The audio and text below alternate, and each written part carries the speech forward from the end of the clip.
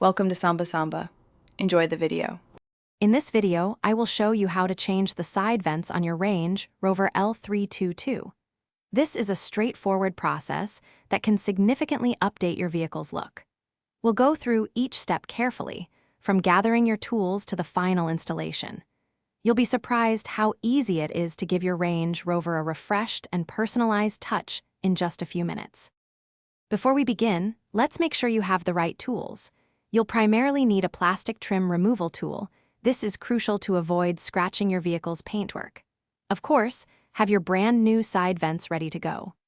A clean cloth and some mild cleaner will also be helpful to prepare the area, ensuring a smooth and secure fit for your new vents. Preparation is key for a flawless finish. Now, let's remove the old side vents. Start by carefully inserting your plastic trim removal tool behind the top edge of the existing vent. Apply gentle pressure and pry outwards to release the first retaining clip.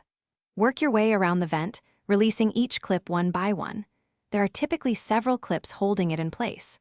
Once all clips are disengaged, the old vent should come away easily from the fender opening. With the old vent removed, it's time for the new one. Carefully align your new side vent with the opening on the fender. Once aligned, apply firm, even pressure around the edges of the vent. You should hear and feel the retaining clips click into place. Make sure the vent sits completely flush with the bodywork and is securely seated.